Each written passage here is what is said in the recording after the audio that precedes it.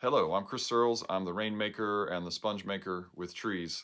I'm recording this on February 26th as the wrap up and framer to this series of videos I've been doing called the Home Site Reports. When I am working now, I do daily logs wherever I am, California, Texas, whatever, because I'm trying to learn the ecology and make notes for myself. I'm also trying to share posts from time to time about cool and interesting things, and I'm trying to get good at making video. I did this series of videos, there's about 10 here, to show what I've been observing consistently over the last 15 months here at home in the home sites. And that is simply that since doing this project that I now call Securing Forests, I have seen this place's trees and wildlife revive, and I've seen us receive the best weather of all the weather that rolls through here again and again since installing these tree sponges last year. In the case of this series of videos, we received a lot of rain on February 12th that did not show up in our rainfall.farm rain gauge, but it did show up in the actual rain gauge. And then we started getting unforecast drizzle rain again on Friday evening, and the weather apps weren't catching this. So I decided to start posting some of my logs the next day because this is such a great example of this area having an uncannily perfect response to the weather conditions it's given that is more moist than dry, and here we are in the middle of drought. What we were seeing was a prime example of the ecosystem here doing the rehydration things that weather apps don't see, the ground-based things, circulating moisture inside the forest canopy, bringing precipitation, temperatizing the weather, all these things that the weather monitors are unable to show. And we ended up actually getting a lot of drizzle on Valentine's night. Started around 5:30 p.m., rolled till at least around midnight. You'll see that footage in a moment. It wasn't predicted this way, and that moisture, that precipitation was so substantial that I just started posting my logs to show what I was experiencing. And because most of my social media following is in the Austin and Central Texas area, I figured people could compare that to what they were seeing. Coincidentally, we started getting winter weather advisories on Saturday the 15th that said we were going to have harsh extreme cold throughout the following week. And what you'll see in this series of videos is how I am just amazed again and again at how well the landscape does here, how well it smooths out the extreme weather. And that's really what this series features. So what you'll see in the rest of this video is the footage from Friday evening. The rest of the series will show me tracking, discovering, and reporting on what's actually happening in real time. It may seem scripted because it rolls so well with what we're trying to accomplish, but it's just what's happening here. So I should say before we roll the Friday night footage, number one, I installed these sponges to empower the trees here and the forest system here to self-water, to move themselves out of drought. Since doing that, we've had our best rain year in 2024 out of the last 4 years, and we've made it through the harshest, driest, hottest summer in history, 2024, unscathed, while the rest of the country really did suffer. There were fires in North Carolina in February, and obviously California in January 2025, and Ohio in November. You know, it's been a bad time for drought. We're counteracting that. So we came out of the summer quite well, and our whole area is actually on the upswing despite this continuing extreme drought across Central Texas and exceptional drought in West Texas. We have a long way to go to secure forests and landscapes here from drought and fire in Texas and across the United States, but it seems clear that tree sponges can turn drought around in weeks and continue that upward spiral of self-rehydration. Number two, the sponges I installed in this place aren't just helping counteract drought. Again, they're soothing the weather.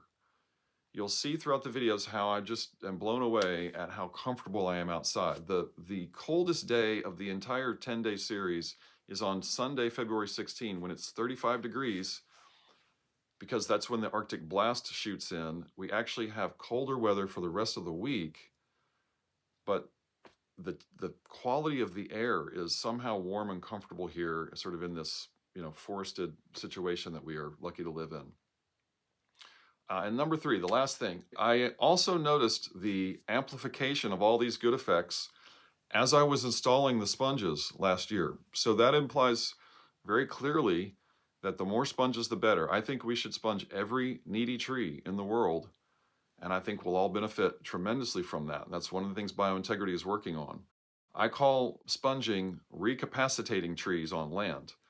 What I'm doing and what you can do is give them and the landscape back the ability to hold and circulate moisture underground.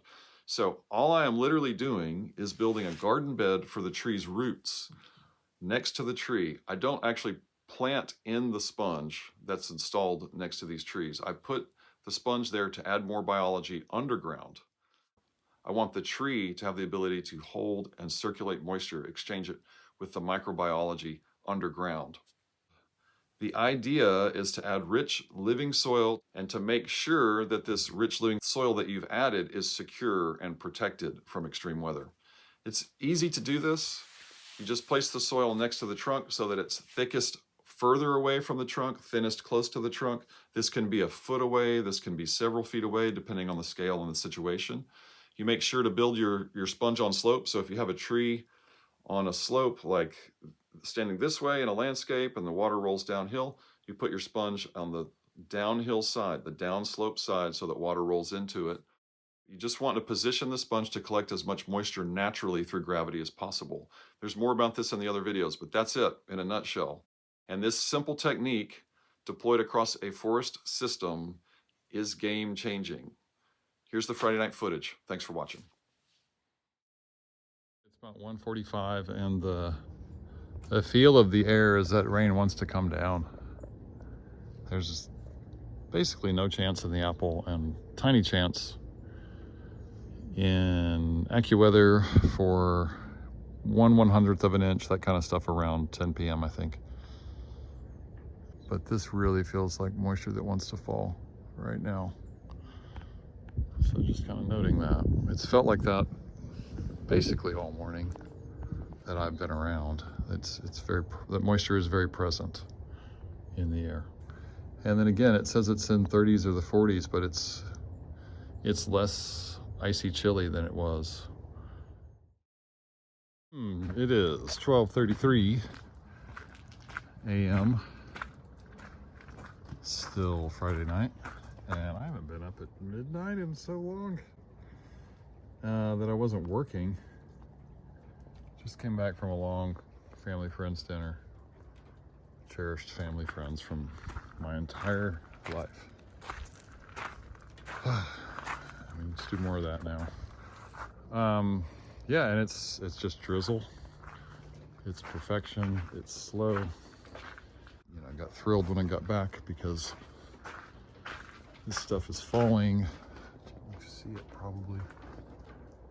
And it's a good pace. It's getting moistened and gently massaged into the earth. It's ideal. It's a good feeling. It's 7:30 on February 15th, and raindrop says we did not get any precipitation last night. There's some in there though. And you just have to look around a little bit to see it. I'll show it. It's easiest to see over here. Plenty of water has arrived. So we got another 1/10 in some, I would say, of light rain. Just recharging. And again, it's in the 40s, but I'm walking around barefoot. It feels great out here. It's like perfect. Not harsh weather. Fresh air. I mean, it's just, things are going great. It's recharge plan. We're getting out of drought, y'all.